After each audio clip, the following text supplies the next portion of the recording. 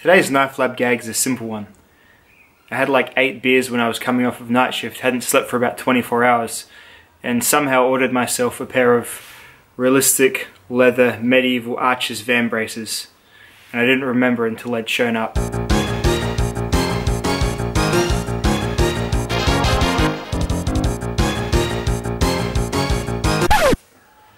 why do you have shields on your arm?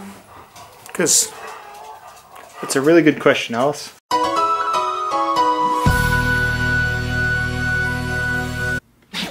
Hey, welcome to the Knife Lab, the best knife show in town, or at least the only one where the host dresses like a 45-year-old lesbian. But let's do some steel testing. We're looking today at S90V.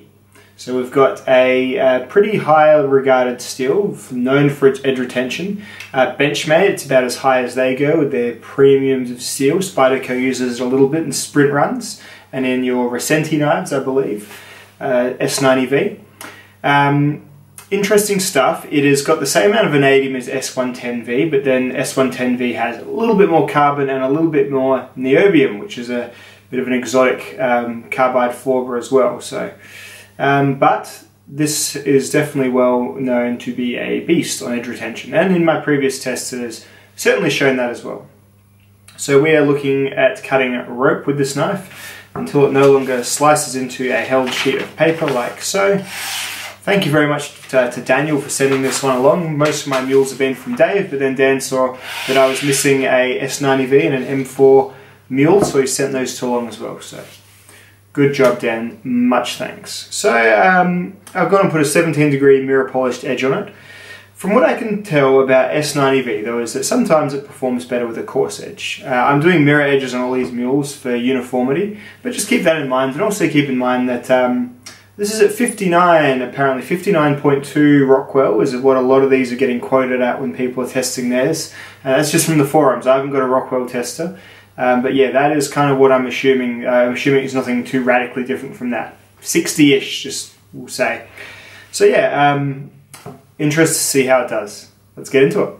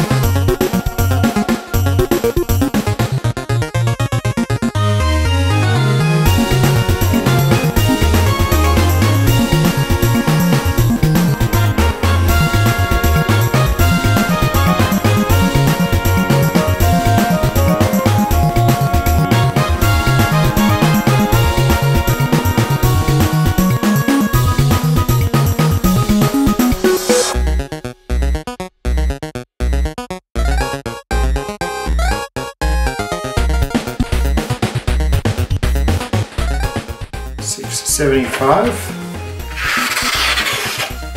Just still hanging in there. 700.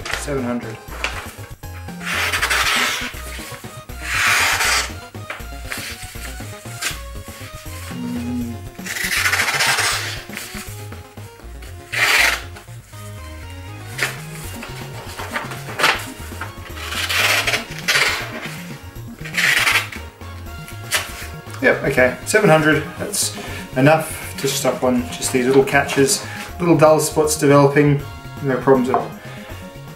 Alrighty, so 700, frankly it started feeling a little bit rough from about the 600 mark, but it still went through the paper pretty well. So at 700 though, it's got enough sort of stops and inconsistencies in it to call the end of the test. And 700 is obviously an excellent result. I mean, that's not too far from ZDP 189, from I mean, K390 was a couple hundred more, but that's got a lot of extra stuff going on, and it's a much higher hardness, and as was the ZDP 189, much higher hardness at 66 the mules are coming off at. So that's a pretty good result for a steel that's probably a little bit even under 60 Rockwell. A lot of the recipe there is doing the heavy lifting with this for sure. Those vanadium carbides probably doing a pretty good job at holding the edge there.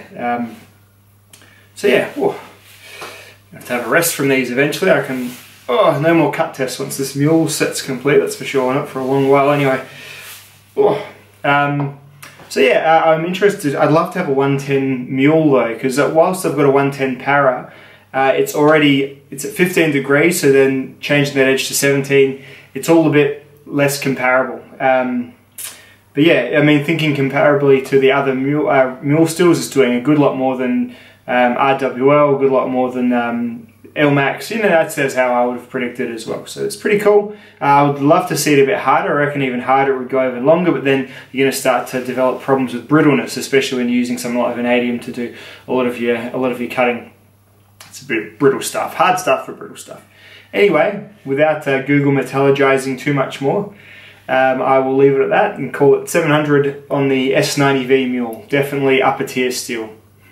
To harken back to yesterday's video, pretty happy of its position in the A tier.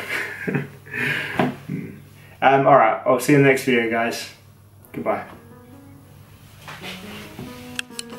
One more thing actually, this is a higher carbide steel. So I'm interested to see if a simple strop can bring it back too. So looking at it now, it's kind of making a bit of a fluffy edge if it goes through at all, otherwise it's catching. Yeah. So we're going to see if I can, just by stropping it, make it be a less fluffy edge. So, or even just back to how it was, who knows. Let's do.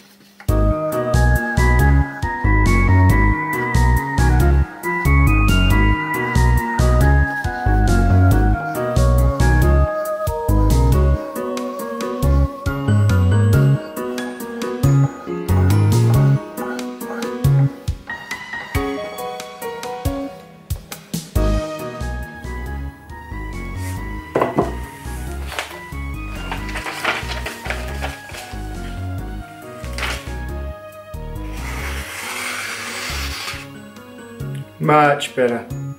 Those are the previous two cuts, much fluffier. Got a nice clean one off, straight off the bat. Was that 20 per side?